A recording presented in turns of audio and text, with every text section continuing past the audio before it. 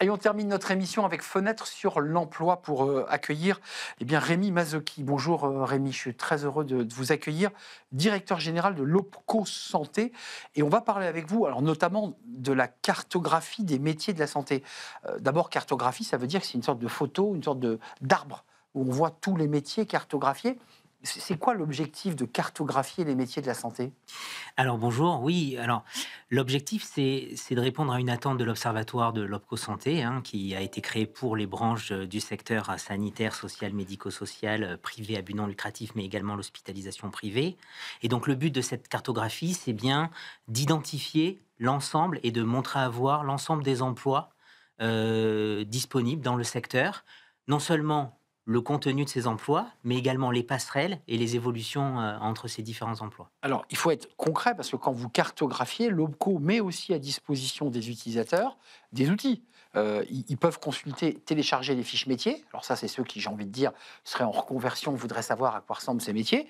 Et puis, analyser un CV via un outil de matching ou comparer un emploi d'origine à un emploi cible. Ce qui permet à ceux du métier, cette fois-ci, de pouvoir savoir où ils peuvent évoluer dans la grande famille du secteur santé. C'est bien ça l'objectif. C'est bien ça, c'est d'être interactif et de servir tous ceux qui s'intéressent, soit les fonctions RH, les DRH, soit les conseillers de France Travail, soit ceux qui aident à orienter en conseiller en évolution professionnelle, mais également les salariés ou les personnes qui sont intéressées par rejoindre le secteur. Et donc, on a vraiment voulu cet outil interactif pour pouvoir télécharger, se renseigner sur un emploi, mais aussi comparer les métiers, voire soumettre son CV pour voir la différence qu'il y a entre ses compétences et les compétences qu'il faudrait Donc, pour... j'y glisse mon CV, ça me permet de savoir si je peux accéder à ce poste ou si j'ai besoin, j'imagine, faire des formations complémentaires pour accéder au poste que je vise. C'est ça l'objectif aussi. Exactement, c'est ça aussi l'objectif.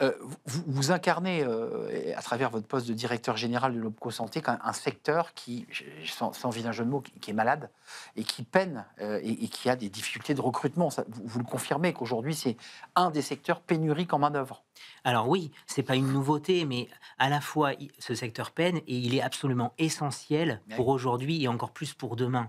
Quand on voit le vieillissement de la population, la transition démographique qu'on évoque souvent sur les plateaux télé, il est évident qu'aujourd'hui la qualité d'être accueilli demain et d'être accompagné, que ça soit dans le soin, dans le social, dans le médico-social, va dépendre de la capacité à avoir des professionnels en face qui rejoignent le secteur.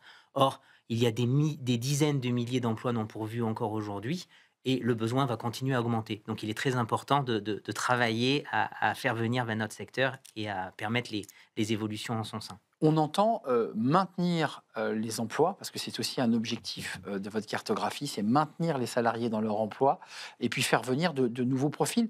C'est quoi? C'est des seniors, c'est des personnes en reconversion, c'est des jeunes qui sortent d'école.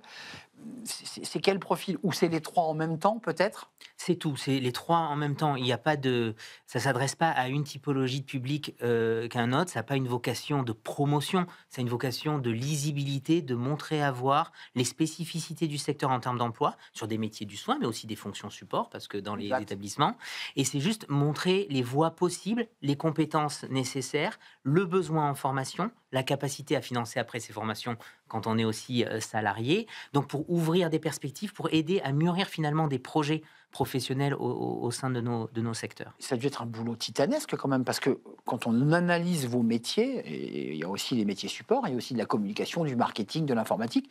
Enfin, c'est une cartographie gigantesque, le nombre de métiers de la santé. Alors pour l'instant, on y en a de plus en plus, il y en a déjà une cinquantaine en ligne. C'est un travail pour lequel les branches professionnelles que j'ai citées investissent beaucoup, puisque ce travail est le fruit aussi de professionnels du secteur, des branches professionnelles qui travaillent, qui valident ces fiches, et ensuite, nous, on les met à disposition dans l'outil interactif, pour que ça soit le plus fidèle possible et aux compétences et à la description des métiers exercés. Ça part du terrain, donc c'est vraiment, ça illustre les métiers tels qu'ils sont proposés dans les entreprises et associations du secteur. Donc ça veut dire que ceux qui nous regardent, qu'ils soient RH ou pas seulement d'ailleurs des téléspectateurs, ils peuvent aller sur le site Opco Santé et ils ont déjà 50 fiches métiers avec l'outil de CV qui leur permet de savoir si potentiellement ils peuvent briguer tel ou tel poste ou secteur. On est bien d'accord? On est bien d'accord. Et même comparer plusieurs métiers, c'est-à-dire commencer un premier métier et dire si je veux passer de ce métier-là à ce métier cible, quelles sont l'écart de compétences et ou l'écart de formation de diplôme qui m'est nécessaire. On voit le travail que vous faites, qui est un travail technique avec les branches, et ça c'est un travail important de cartographie, puis un travail d'attractivité. Comment on rend, avant de nous quitter, Rémi Mazzocchi, le secteur plus attractif? On a vu ces infirmières, on se souvient, pendant le Covid, elles ont été à la fois applaudies, augmentées par ailleurs, puisqu'elles avaient été augmentées par le ministre. Comment on rend ce secteur plus attractif? Eh ben, il faut tout d'abord le faire connaître. Je pense qu'il faut parler vrai, il faut avoir un vrai syndrome de vérité. Ça sert à rien de rendre héroïque quelque chose si derrière c'est pas suivi d'effets ou si c'est pas concret. Je pense que les professionnels eux-mêmes nous disent qu'ils n'ont pas envie d'être des héros, ils ont simplement d'être considérés, d'être visibles et d'être reconnus pour le travail qu'ils font. Donc c'est comme ça qu'on valorise, c'est montrer à voir. Cette cartographie en fait partie, mais derrière, en 2026, l'Opco Santé travaille aussi à une campagne de communication pour les secteurs évoqués qui mettra en avant les professionnels, l'immersion, montrer à voir la réalité du terrain sur ces aspects qui sont difficiles, vous l'évoquez, mais aussi tous les aspects positifs et d'évolution qu'on évoquait. Désinvisibiliser, montrer aussi la beauté de ces métiers, qui sont parfois des métiers difficiles, mais qui sont dans l'humain, qui sont dans la chair. Merci Rémi Mazzocchi d'être venu nous rendre visite, nous éclairer sur ces beaux métiers et sur ces recrutements potentiels.